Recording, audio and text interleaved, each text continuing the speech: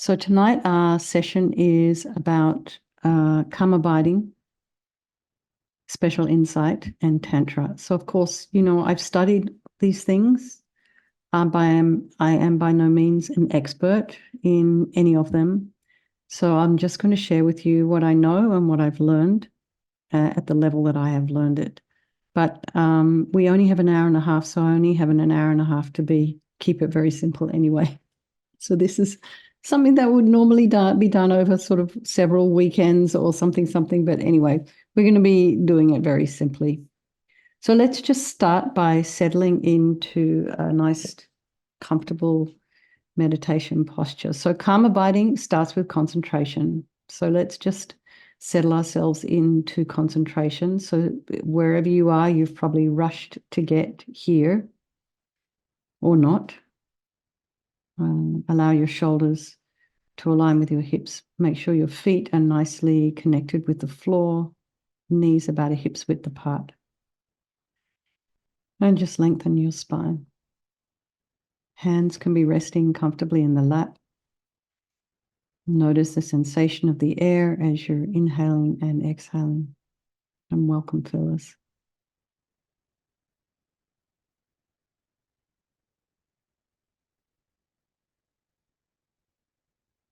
And as your shoulders are aligned with your hips, have your ears gliding back to align with your shoulders. And that would really be sort of just lengthening and gliding back. You can put a bit of length in the back of the neck.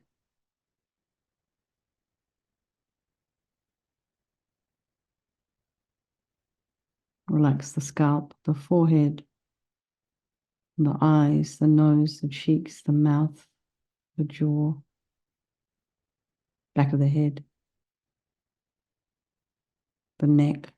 Allow the shoulders and shoulder blades to drop down. Relax the throat and the chest and the belly and all of your limbs.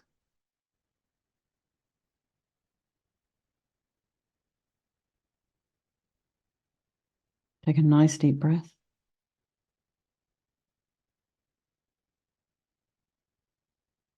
Notice the sensation of the air as you're inhaling and exhaling. So all of this settling process, all of these little bits and pieces that we're doing help to bring the mind inwards.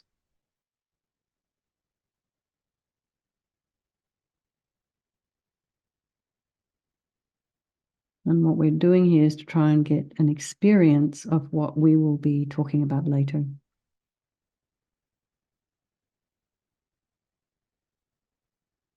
And then notice what's going on in the mind. Actually, before you do that, notice the sounds in your environment and just allow them to be there without trying to chase them down with the mind. And then just notice what's arising tonight and notice how it might be different than it was last night or this morning even when we did that meditation.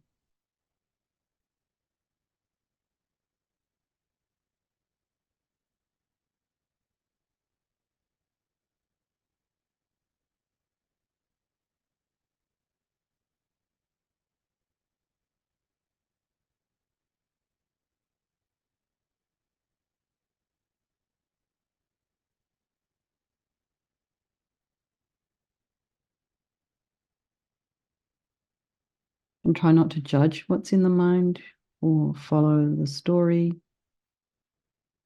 Just allow your mind to run and just notice what's there. However it is you're showing up this evening, just know that's completely fine. We're always going to have something to work with.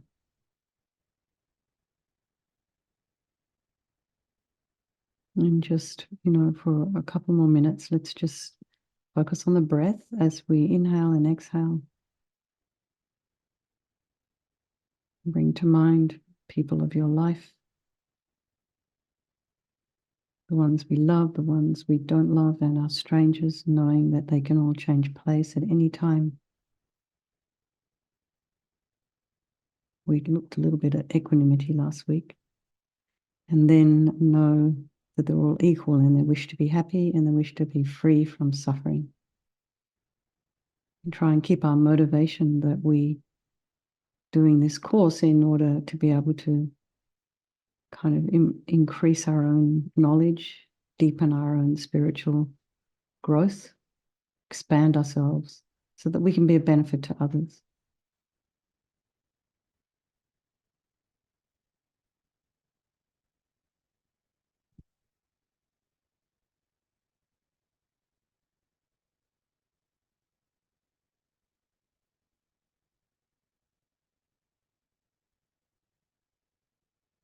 So Tibetan Loden, who was a Geshe, he lived in Australia. He wrote a very, very amazing series of books. One of them is called Meditations on the Path to Enlightenment. And he says that he talks about calm abiding starting with concentration. We all know this, it makes sense. We can't do anything without concentration. Concentration is a mental factor, and that is capable of abiding one pointedly on an object of virtue without distraction. That's its definition. And when concentration is motivated by bodhicitta, it becomes perfect concentration. So that's what we're doing just then by that motivation for all those people of our life. And because we're not advanced practitioners, we start with equanimity. That's the very first step in developing bodhicitta. So there's many forms of concentration, and concentration can be divided according to its nature and its direction. And its nature is of two types. There's mundane and supramundane. And mundane concentrations are motivated by the wish for attainments within cyclic existence. You want special powers, clairvoyance, things like that. And supramundane are motivated by the wish for attainment of either liberation or enlightenment. And there are three directions that directed towards attaining calm abiding,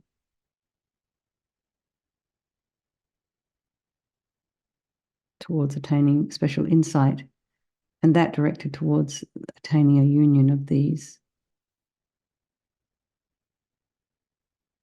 calm abiding and special insight.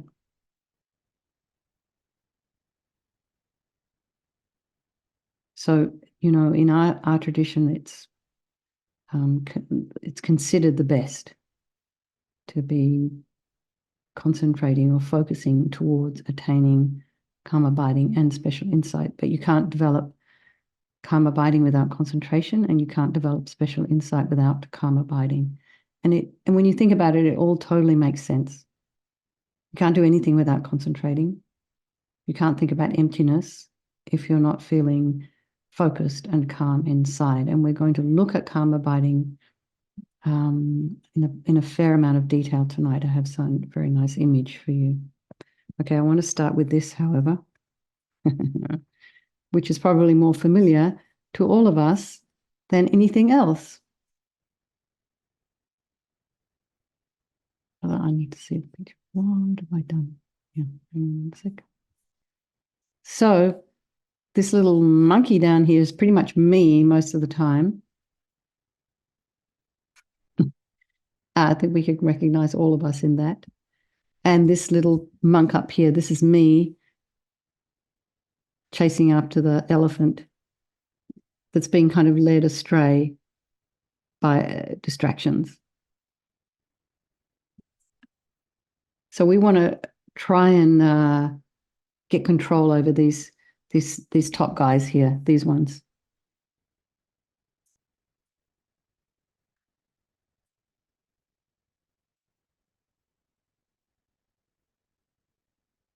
So this is a nice saying that comes from, where's that from? Hang on, I will let you know exactly where that one's from.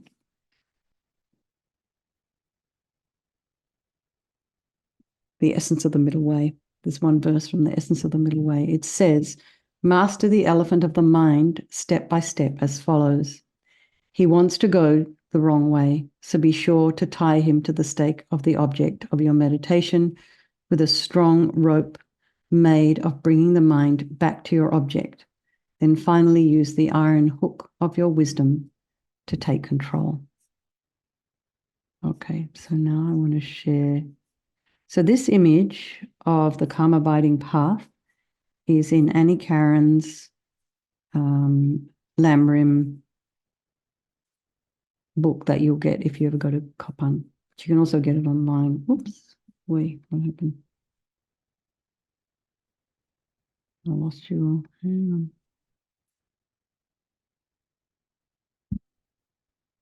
on.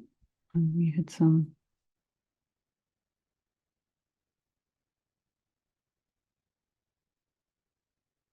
One second.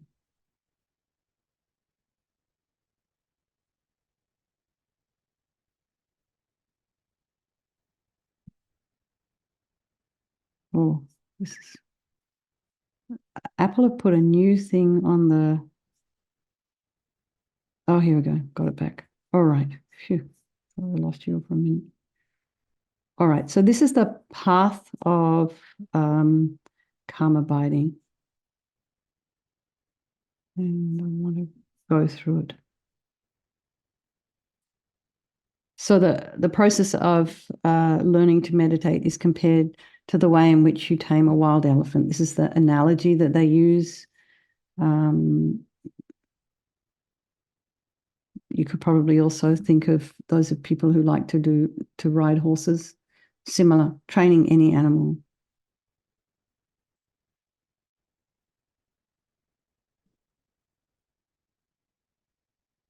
So there's 9 mental states in going from this very bottom, see the monk chasing after the elephant and the monkey at the bottom, to the monk riding the elephant at the top in complete control. And there are, I think, 33 steps. And these 9 mental states are, I'll go through those. They're in the sort of interspersed through here. So I'll tell you what the 9 mental states are. Setting the mind, which is what we've just done, on the object. Keeping the mind on the object with brief continuity. The third one is keeping the mind on the object with patches where you lose the object occasionally. And maintaining the mind tightly on the object. And 5, controlling the mind. And 6, quieting the mind. And 7, completely quieting the mind. And 8, attaining single-pointedness. And 9, reaching deep meditation. So Venerable Rabina talks about Venerable Rene. He was at Kopan one time, and he said, even getting, I think, to this 5th level, controlling the mind, he was already experiencing quite high levels of bliss, and more than he would ever have been able to, experience just with his ordinary body. So it's actually quite powerful. And I think most of us spend most of our time down here in the 1, 2, and 3 stages. The first of these states is attained through the power of learning the instructions of meditation from your teachers. And the second is reached through the power of contemplating these instructions. So you go to class, you listen to Geshe-la or Venerable Rabina, for example, and then you go away and you practice on your own. And you achieve the 3rd and 4th mental state through the power of bringing your mind back to the object, which takes quite a bit of discipline. But we do that in our meditation, where we bring our mind back to the breath. The 5th and 6th are attained by the power of watchfulness. So you're keeping an eye on what's going on with the mind all the time. And the 7th and 8th you bring about through the power of effort, and the 9th with the power of complete habituation. So during the 1st and 2nd mental states, you focus by forcefully concentrating the mind.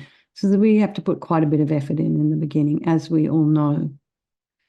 And over the course of the 5 middle states, you are focused in a stream but with some kind of interruptions. And by the time you get to the 8th mental state, you focus in an uninterrupted stream. And during the 9th, you focus on the object completely effortlessly. So this takes quite a bit of practice. You know, I mean, people think, oh, just sit down and meditate. But it's actually, I think, takes as much effort as, for example, being an athlete or a musician. The final result of attaining these 9 states one by one is that you reach an unshakable state of physical and mental meditative pleasure. And simultaneous to achieving this pleasure, you attain a state of quietude.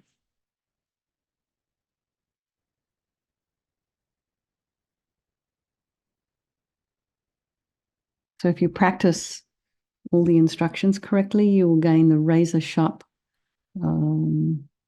sword of wisdom in the form of one-pointed concentration with quietude and special insight married together. You can then carry this mighty sword into the field of battle. I love this analogy because what we're battling with is our delusions. And as time goes by, you smash the two great obstacles, those to achieving nirvana and those to achieving total enlightenment. You can basically eliminate within yourselves every undesirable quality. So does anyone have any questions about that before we go on? Hi, Alex. Hi, Rachel. Hi, Phyllis. Welcome. So I'm just assuming you can all see the diagram, okay? It's okay. Okay. So this, and do you see my pointer here? Can you see me? Can you see the pointer of my computer? You can, okay. So down here, number 1, it's also the first stage of the 9 stages that we were talking about, is called setting the mind on the object. And number 2, bringing the mind back to the object. And number 3, watchfulness. And you can see he's got a lasso there in his hand.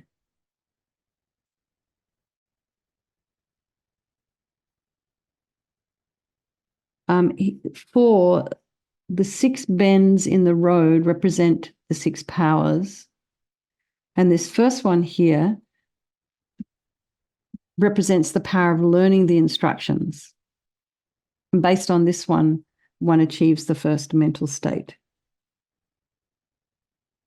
The elephant represents your mind, and his black color symbolizes dullness.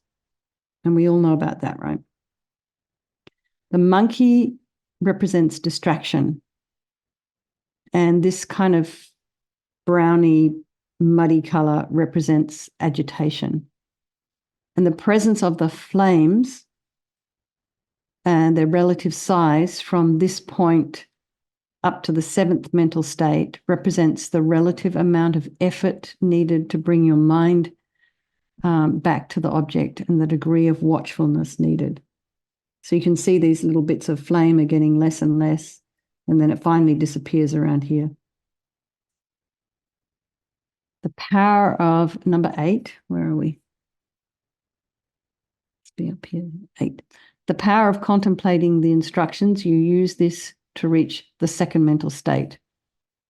And that is keeping the mind on the object with brief continuity. We're at number 9. What was the 2nd mental state?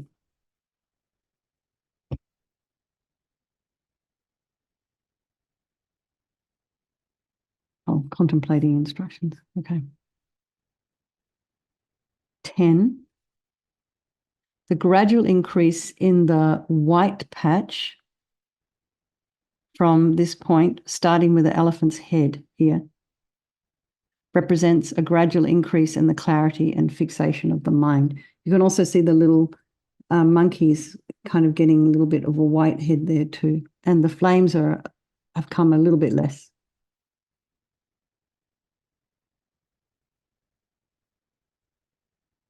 And 11, this symbol stands for the 5 objects of the senses, which themselves represent the various objects that agitation focuses upon. 12, the power of bringing the mind back to the object. This allows you to attain the third and fourth mental states. 13, keeping the mind on the object with patches where you lose the object. So you can see comes and goes. 14, subtle dullness period from this point on, where you are able to recognize the distinction between obvious and subtle dullness and other such details. The monkey looking back represents the ability to both tell when your mind is wandering and to refocus it upon the object of meditation. Oh, there's something about that because we've got a hare here as well. Just wait.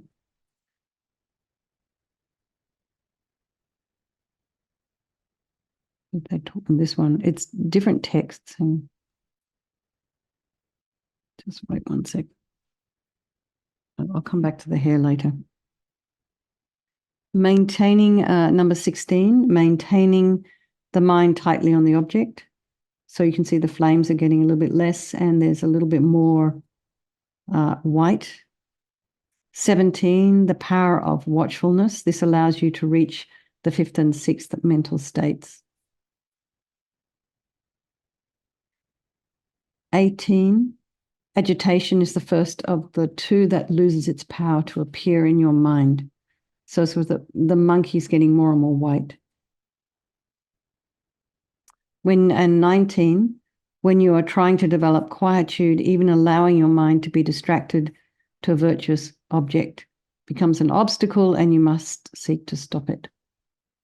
When you're doing other practices, though, you don't have to stop it. And so we see the monkey reaching for the fruit of a second activity. I think he's not reaching for fruit here. Oh, that's from a different image. 24, up here. Completely quieting the mind. So you can see all the black is almost gone. At this point, it's difficult for even subtle forms of dullness and agitation to occur. Even if they do come, you're able to eliminate them immediately with a minimum of effort. 25, here the fact that the elephant has lost all the black and left behind the monkey as well represents your ability to engage in one-pointed concentration in an uninterrupted stream. If you apply just a little effort to bring your mind to the object and maintain watchfulness, then dullness, agitation, and distraction can no longer interrupt your meditation. So you can see, we have to practice quite a bit of effort in to get through all these different stages. And see here, no more flames. So very little effort needed. So at 28, you're reaching like quite a deep state of meditation. You can see at this point, the elephant's kind of sleeping, quite relaxed. And 29, you're achieving quietude. It looks like this monk's got special cities, he's flying. 30, physical and meditative pleasure. 31, mental meditative pleasure. 32, special insight and quietude marry together, focus on emptiness and allow you to cut the root of ignorance of this life. And 33, one goes on to seek the correct view of reality with the great ability to bring the mind to the object and to maintain watchfulness. I just want to get this thing about the hair. Hang on one second. Was in different texts, they have different images, and this comes from Annie Karen's book. Just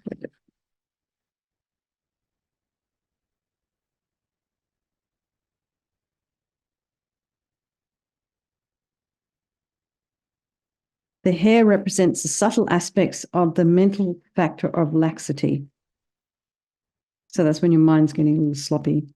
At this stage, one recognizes the distinct nature of the subtle and gross aspects of the mental factor of laxity. So that's that one. Okay. Does anyone have any questions about that? Has anyone had any experience? There's a question. Excuse me. There's a question in the chat. Okay. Oh, there it is. There's the chat.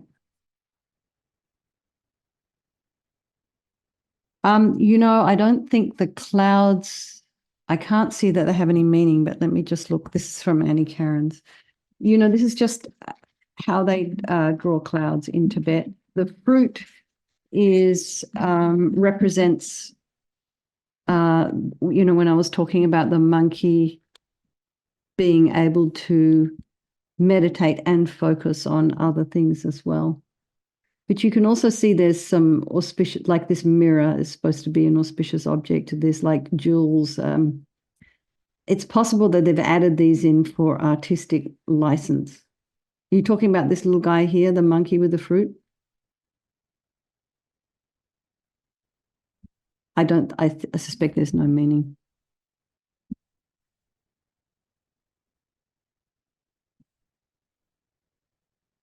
So I just wanted to go into the 5 faults and their antidotes. So, and I think all of us can relate to these because we all have this with our own practice, no problem, Alex. Sometimes this can be a little bit confusing because, the flames and the path have meaning, but then the clouds don't. And then there's this little monkey kind of hanging out by himself over there. So yeah, I can understand why that would look. And this here represents jewels. And there's some little bits of holy bits and pieces here everywhere. So yeah, okay. The first fault that we have in our meditation or in any of our practice is laziness. But I think this is, and they talk about different kinds of laziness. We have procrastination. I can't be bothered. And then there's this one of, I'm just not good enough. I can't do it. I've often heard Venerable Rabina talk about how that is just a form of laziness. And that's overcome by faith, aspiration, a wish, perseverance, and pliancy. And there's another fault is forgetting the object. It's just like being completely mindless. And we have to completely continue to recollect what it is we're doing in our meditation and not getting caught up in how fantastic it feels. We've got to keep bringing our mind back time and time again. And then there's laxity and excitement. So you're just kind of like bored and then you're overexcited. So vigilance, just keeping an eye on the mind all the time. Then there's non-application. That's when you're just kind of wandering all over the place. The antidote for that is application. And then there's over-application when you're putting too much effort in. And that is dealt with equanimity. So you may have heard the term special insight. You may have heard the term calm abiding, and you may not know why those two things go together or why they even talk about them as being together. But special insight is where having attained calm abiding, so you're up here with the white elephant, one engages in a particular form of analytical wisdom that induces the bliss of pliancy, and with that analyzes to discern the nature of the object of meditation. It is the actual means to gain the perfect perfection of wisdom. They're really talking about understanding emptiness here. And then the practice of calm abiding generates a bliss of pliancy in relation to single-pointedness. Special insight generates a bliss of pliancy in relation to the analyzing the main function, to analysis. And the main function of special insight is to remove all faults and delusions, which is what they say you achieve when you have understood emptiness or realized emptiness directly. So that's all kind of very advanced. Some of you may have heard some of that, some of you may not. I just wanted to kind of give you a brief introduction to it. You know, we talk about, oh, I want to go do shamatha, I want to do come abiding. There's a lot more involved in meditation than we actually realize. But what you'll probably also have experienced yourselves is it doesn't, you know, some of these things, some of these insights, this looks like a very clear path with steps. My sense is that you go backwards and forwards, and sometimes you get a bit of number 33 when you're down here at number 12.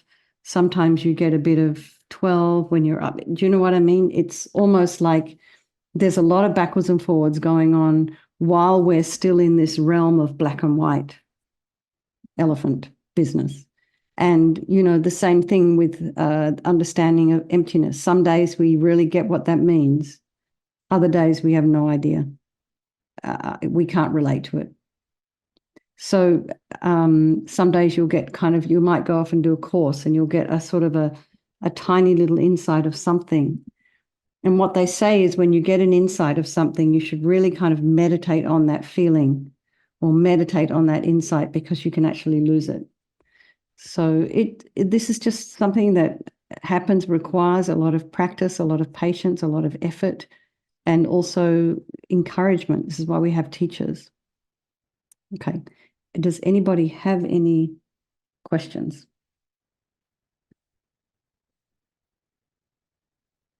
No? All right. So I want to move on now to a little bit about Tantra. So has anyone done any teachings on Tantra or understood it? Just what you've learned from Geshe-la? Because you know what we're doing every single morning when we're doing these visualization meditations with deities it's Tantra. So I'd like to read you what Lamrim says about it, because he talks about it beautifully. So Tantrayana has the skillful means whereby you can transform the energy of desire into the path of enlightenment. Sorry, Kimberly, you had something. Yeah, same here, Kimberly. Kimberly says a lot of teachings, but not much understanding. I think we're probably all in the same boat.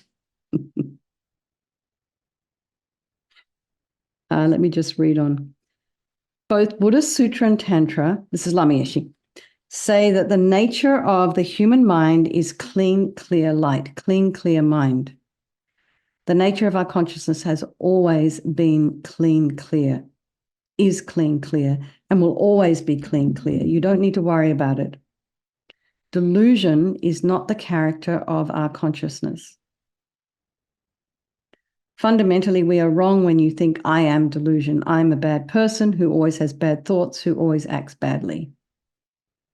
You cannot put limitations on your own reality. Each of us has problems and difficulties, but we also have something similar to Buddha and Bodhisattva energy within us. Many people put themselves down. That's their worst problem. You can see this everywhere in the world. People put limitations on themselves. This judgment of the neurotic ego is the human problem, and Tantra has the methods to eliminate this immediately.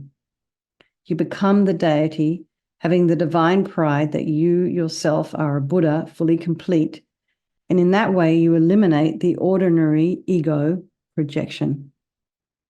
In this way, Tantra elevates the consciousness or liberates the mind from ordinary thought. And we accomplish this transformation through the profound practice of deity yoga.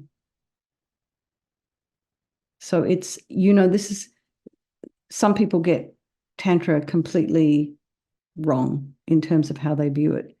Really what you're trying to do is liberate the mind and lift the mind up through this practice. And it's all about light and energy and transformation of the mind.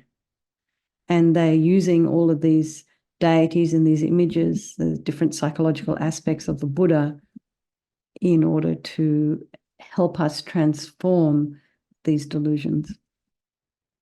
And, in order to make sure that we don't go astray with some of these practices, we need the basis of the lamrim. We need to understand, about guru devotion. We need to understand about precious human rebirth and impermanence and death, and we need to understand about equanimity. So we have to go through the lamrim really before we're ready to be able to even hold some of these practices. But as I said earlier, there's this kind of backwards and forwards. You understand some things and you get introduced to something. It's not a perfect road. Alex has something. Is there a link between Tantra and, where is the question going?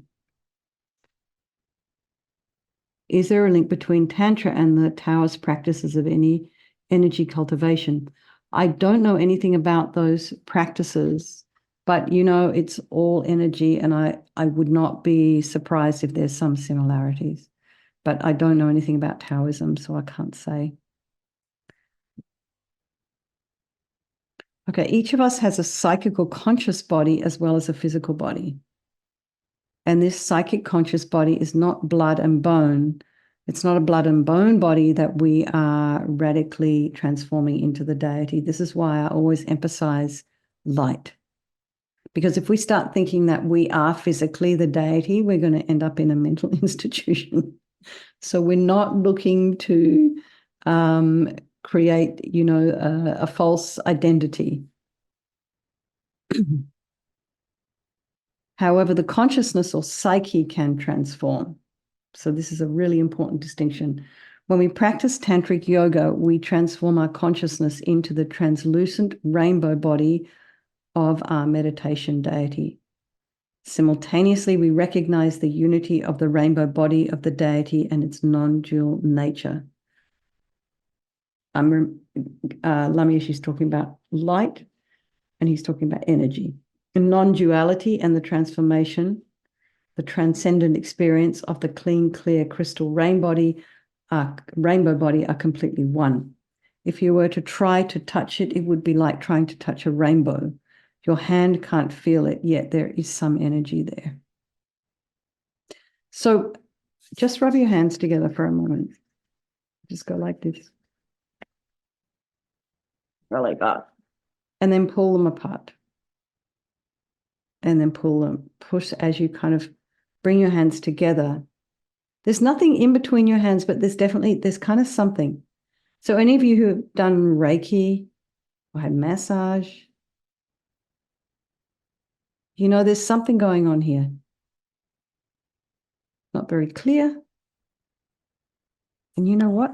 I think my camera's off. Hang on 1 sec. You can't see me. There we go. Okay, there we go. I'm sorry.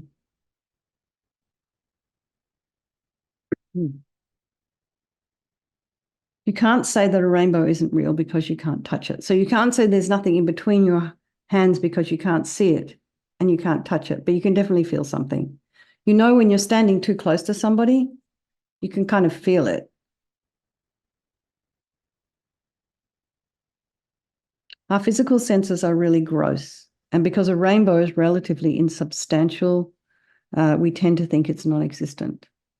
But a rainbow is just as existent as a concrete wall. We can't say that a wall is more existent than a rainbow just because it feels solid to the touch. How does a rainbow exist? Through the coming together of various factors such as water and light and so forth. It's an interdependent phenomena that simply reflects the combined energies that make it up. That is all there is to what we call a rainbow. We know it's not solid. That is simply a conglomeration of parts to which we give the name rainbow. The way in which the transformation, the transcendent experience of the divine deity body exists is the same way in which a rainbow exists. In reality, it also exists, but experiencing unification, we recognize it as non-dual, non-self-existent, and insubstantial. There is nothing physical to touch. It is simply the reflection of a combination of parts. And Lama Yeshe uses the words in the mirror of wisdom. Although it is clearly apparent, it's clearly apparent, it's a vision. It's completely transparent. It's also non-dual in nature. So, by thinking like this, we're becoming more sensitive and our dull animal attitude is eliminated. We become sensitive to more subtle aspects of reality. So you'll know that yourself. I don't know if any of you have done any of those 10-day meditation courses, Vipassana courses. And when everybody's allowed to talk again after being in silence for quite some time, it just starts energetically, it starts to feel too much. So I don't know if any of you have done any retreat as well. It's the same thing. You come out of retreat, you've been in silence for a while, and you start talking to people, and it just feels too much energy coming at you. What happens when you go into retreat, your energy is becoming more and more subtle.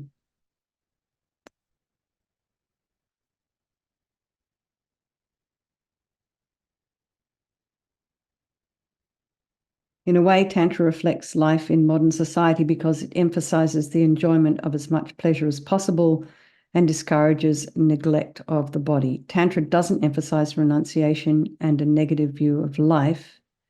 In fact, in Tantra, we vow not to look at life negatively or criticize the body. Normally, we complain about city life, but from the Tantric point of view, big cities are beautiful. Tantra sees all the men and women of the city as the deity.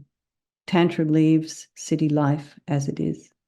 Tantra says that everything, even worldly life, can be beautiful because it can all be experienced transcendentally by the human consciousness, unified by the great universal love and non-duality.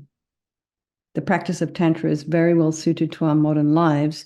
Life today is full of pleasure, but we also have a tendency to be easily confused and dissatisfied. Therefore, we desperately need a method whereby we can transform the energy of all our everyday life experiences into the path to enlightenment. That's what Tantra offers us. So that I just think is such a beautiful way to think about Tantra, because it just brings it right down, makes it really simple. So that's what they talk about, in these, when you do the Tantra practices, and they say you see everybody and everything as the deity. So what you're generating there is a positive view of everybody and everything around you, rather than having a negative view, a heavy kind of negative view. So what we're going to do now is a Shakyamuni Buddha meditation. So in that meditation, try and reflect on maybe some of the things that we've talked about, and see if it's changing your meditation at all. See if anything that we've talked about regarding calm abiding, regarding meditation, regarding Tantra, Lama Yeshe's words, and see if that kind of impacts you. So let's just look at that now. I have to find our image of Shakyamuni Buddha.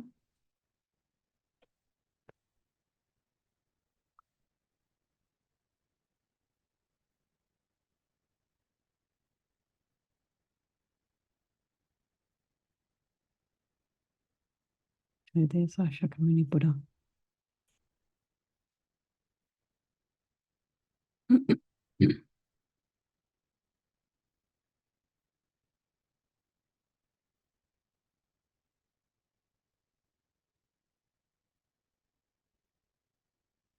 Okay. So again, just settle into your meditation posture.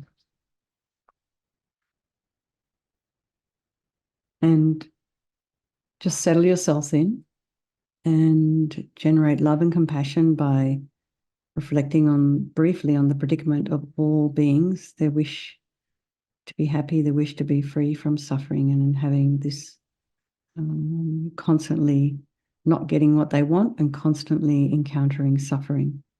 And think, in order to help all beings and lead them to the perfect peace and happiness of enlightenment, I myself must attain enlightenment. And for this purpose, I will practice this meditation. So now, as Lama Yeshe said, everything's made of light. So think of a rainbow. This kind of a light body, transparent, intangible, and radiant. So at the same level as your forehead, about between 6 and 8 feet away is a large golden throne adorned with jewels, supported at each of its 4 corners by a pair of snow lions. And these animals in reality are manifestations of bodhisattvas. And they have a white fur and green mane and tail. So imagine all of this is light.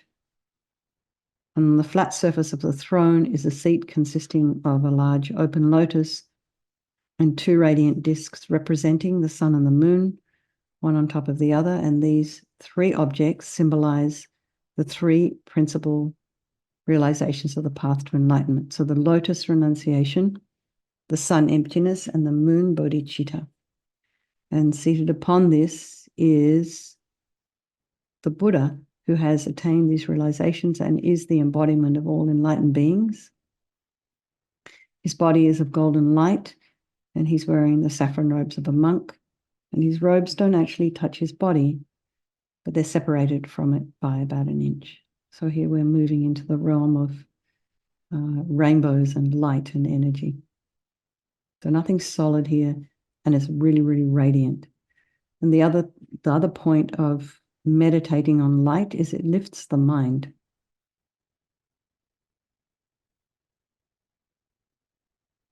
He's sitting in the full lotus posture, with each foot over the opposite thigh. Excuse me. The palm of his right hand rests on his right knee, and the fingers are palm down, and the fingers are touching the moon cushion, and this signifies his great control over his delusions. Buddha's left hand rests in his lap in the meditation pose, holding a bowl filled with the nectar. And this is also made of light. And the nectar is medicine for curing our disturbing states of mind and our other hindrances. And Buddha's face is very beautiful. His smiling, compassionate gaze is directed at you and simultaneously towards every other living being.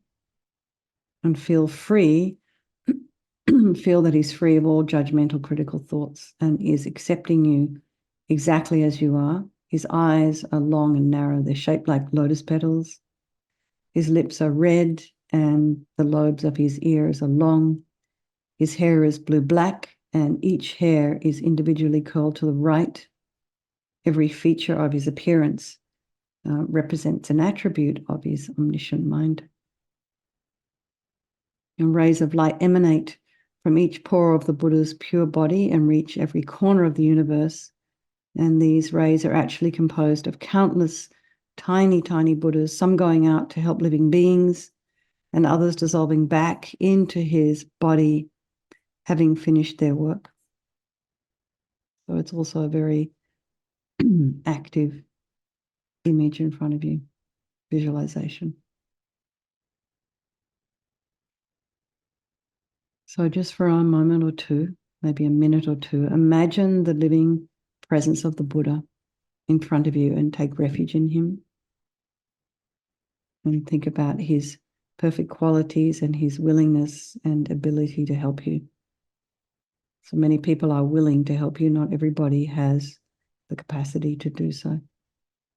So make a strong request from your heart to receive his blessings, to help you become free from all your negative energy and misconceptions and other problems, and to receive all the realizations of the path to enlightenment. And your request is accepted, and a stream of purifying white light, which is in the nature of enlightenment, the enlightened mind, flows from Buddha's heart and enters your body through the crown of your head. So it's, as we do in the evening, it's the same. You walk into a pitch black room, you flick on that switch, the light instantly dispels the darkness.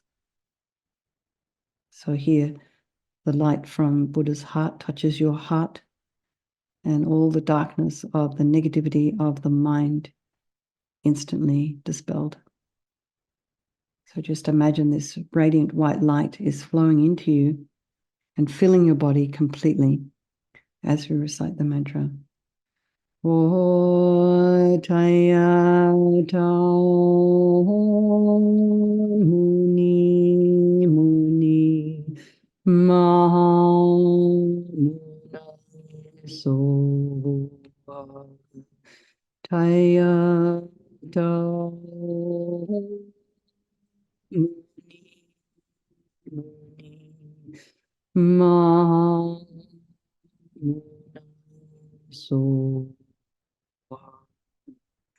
Taya da muni muni ma so Taya da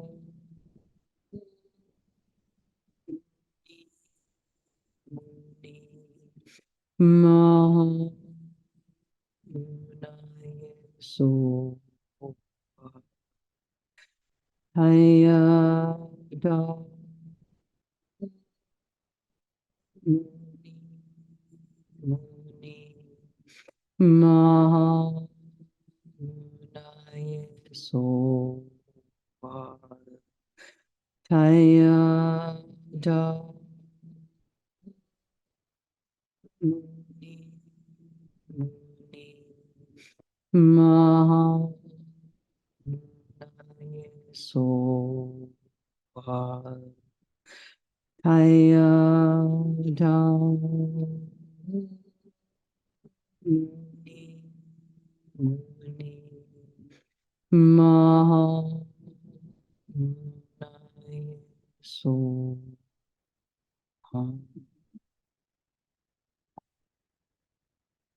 So imagine all your negative energy and problems and subtle obscurations and negative self-talk and stories have all been completely purified, and your body feels blissful and light. So we'll just meditate like this for 2 or 3 minutes.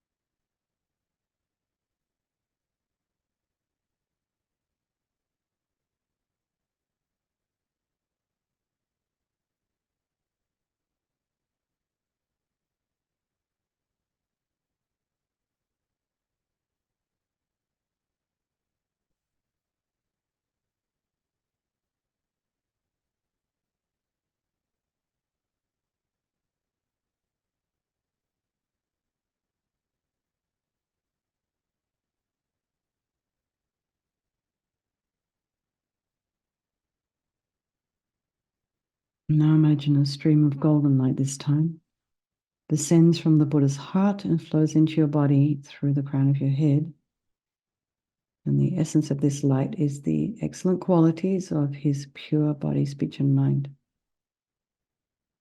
And the Buddha, is said in the text, he was able to transform his body into different forms, animate and inanimate, to help living beings according to their individual needs and particular states of mind. And with his speech, He can communicate different aspects of the Dharma at the same time to beings of various levels of development and be understood by them in their respective languages. His omniscient mind sees very clearly every atom of existence and every occurrence, past, present, and future. And he knows the thoughts of every living being. Such is his awareness in each moment. And just imagine these infinite good qualities flow into every part of your body. And just concentrate on this blissful experience again as you recite the mantra. O Taya Da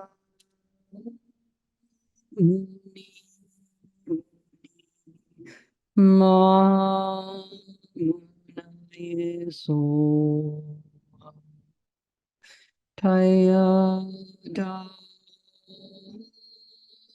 Muni Muni Ma So Taya Da Muni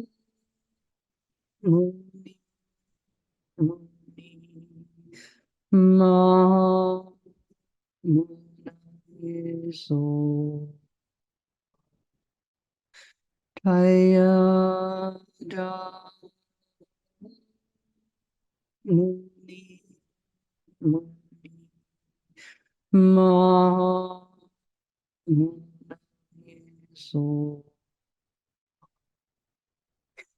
Taya Da Muni Muni Ma So Taya Da Muni Muni Ma So Taya Da Muni Muni Ma So.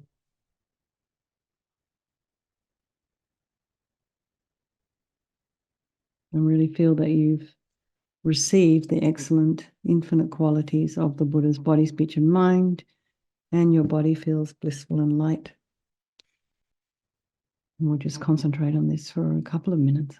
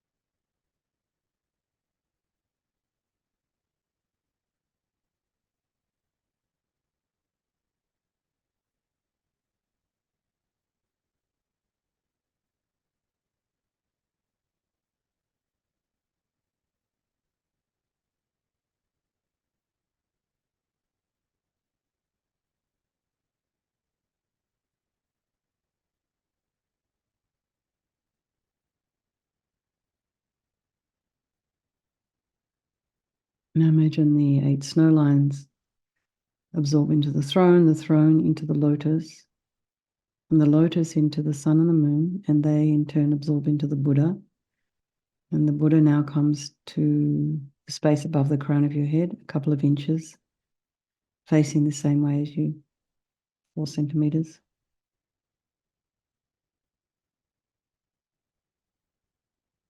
Now Buddha melts into light and absorbs into you, dissolves into your body, and Imagine this ordinary sense of I, feeling unworthy, burdened with faults and all your other wrong conceptions about yourself. Imagine they disappear completely. And in that instant, you become one with the Buddha's blissful, omniscient mind in the aspect of vast, empty space. So just expand your mind and concentrate on this experience, trying not to allow any other thoughts to distract you. And if they do, you just bring the mind back to the breath.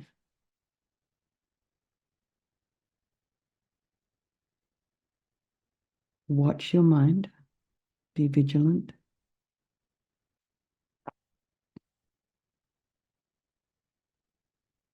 See if you can notice where you might be on that calm abiding path.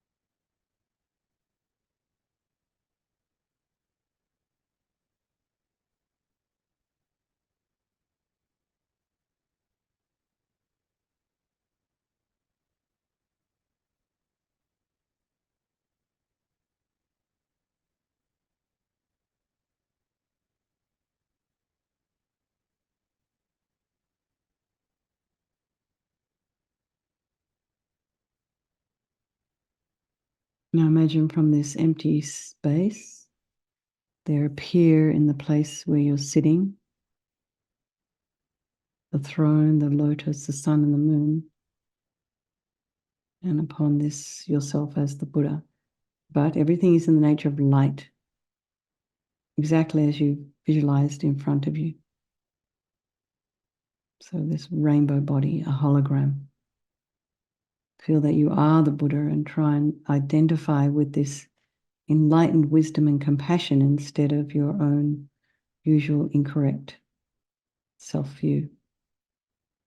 And surrounding you in every direction and filling all of space are all those living beings, your friends, your enemies, your strangers, and generate love and compassion for all of them. Again, remembering they all want to be happy, they all want to be free from suffering. They all want to achieve peace and happiness. They don't want problems. But now you're enlightened, you can help them.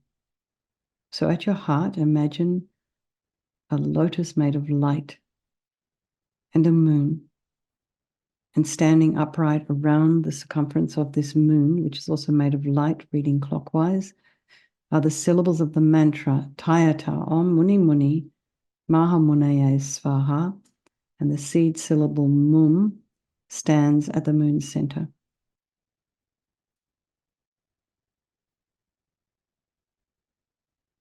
And visualize that rays of light. And this is actually your wisdom and your compassion emanate from each letter. So all the letters are made of light. Your wisdom and your compassion is emanating from these letters and spread in all directions, and they reach the countless sentient beings surrounding you and completely purifying them of their obscurations, of their delusions, and fill them with inspiration and strength as we recite the mantra. O Tayata Muni Muni Mahamunaya So Tayata Muni Muni Mahamunaya So Tayata Muni Muni Ma so Taya da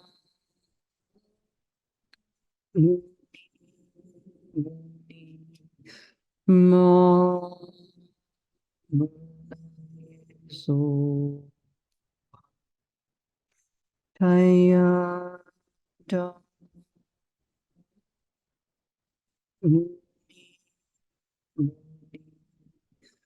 Ma so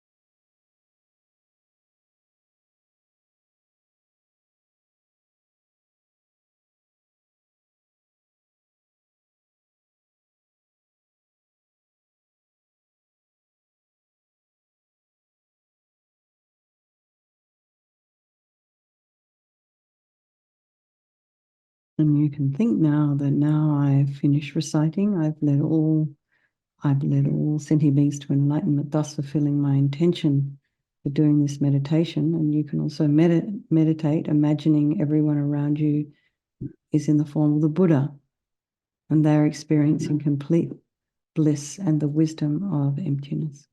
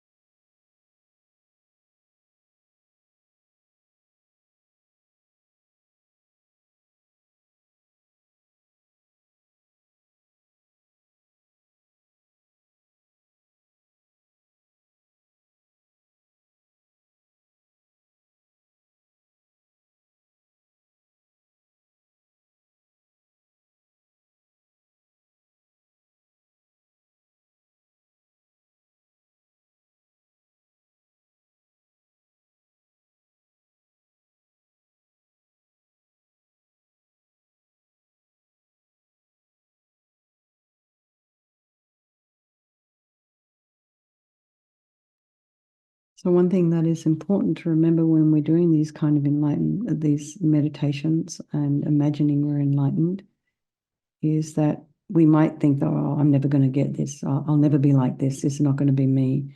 And that I haven't really helped anybody. But this kind of practice is known as bringing the future result into the present path. And it's a powerful cause for your own enlightenment, and it helps us to develop a firm conviction in our innate Buddha potential. And what we've just done in meditation, we're definitely going to accomplish one day. So I just want everybody to relax for a moment.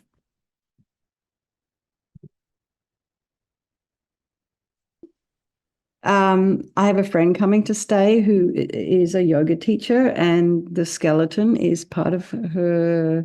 When we do these, she's a yoga therapist. So when we do these workshops on the wrists and the ankles and the whatever, hips, legs, whatever, see, that's better than what I imagined.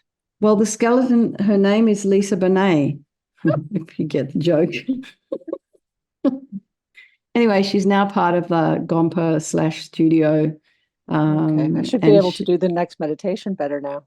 Actually, and on this side of the Gompa, there is an image of Magi Labdron, who is, the deity associated with the church practice, and that is more applicable to have a skeleton. She should be on the other side of the room, but anyway.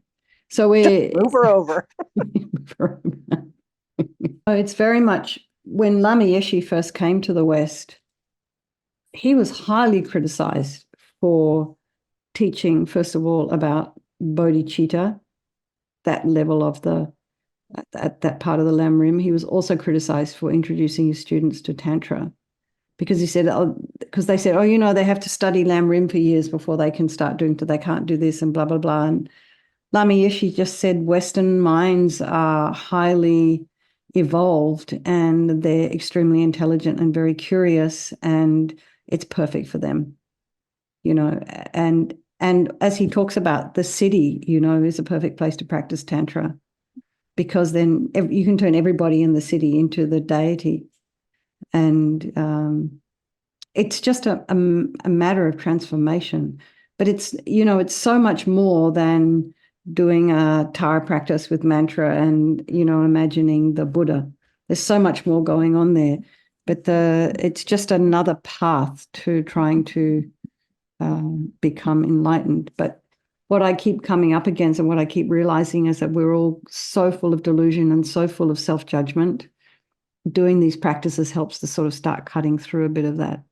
It's hard for us, I think. Yeah. Yeah, it is. Venerable Katie, I have a question too, and that is, it relates to Alex's question, which I've been thinking about. The Taoist question? Taoist, yeah. You had us rub our hands together and then feel the energy, which we can feel. And I wondered, how is that associated with Tantra? Because that is definitely associated with Taoist Qigong exercises. There are many which they strive just to do that, feel that energy through subtle movements of the hands and the wrists. So I wonder, well, how does that relate to Tantra? I just used it as an exercise to get us to understand that there's more going on than this physical body. And it is, you could say it's all Qigong. I mean, I've done this teacher training or teacher accreditation on Tai Chi Chuan. It's the same. We do these kind of same exercises. And, in Tibetan Buddhism, we're doing a lot of it with our mind. We're visualizing energy. We're visualizing light. But what I wanted people to do is get an experience of that. How does that feel in between your hands? Like, if you kind of, do you get what I'm sort of saying? Yes, I do. I just kind of feel there's more to it than just imagining it with our mind. Not everybody's a visualizer, so it's not easy for everybody, but you can definitely feel energy. You walk into a room, you can feel the presence of, some people can feel the presence of spirits, but you can also feel the presence of good energy or bad energy, or you walk into a bar and that feels very different to walking into a Zen Buddhist Gompa. What do they call it? Anyway, it has a different name, or Tibetan Buddhist Gompa. Lorraine, hi, welcome back. Hi. Where did you I've go? been back for a while, but Oh, I see. it's just this might seem a little bit off topic, maybe, I don't know, but there's on the subject, I don't know if you've ever had the experience of deja vu. Yeah, I think everyone's had that, right? Yeah, I haven't had that experience in a very long time, until I was at Christmas dinner talking to my nephew, and I seriously, it's like it hit me in the head. Oh my And gosh. almost in a completely different place, talking to my nephew in a different timeline. It was just the craziest feeling. And I'm still wondering, as far as, tantric energy and things like that, how does that move in those situations? Do you have any insight on that? I don't know, but I have had those experiences as well, where it's all sort of like, could you say, hit me so hard, it sort of knocked me to the side. I was like, whoa, it's almost like vertigo.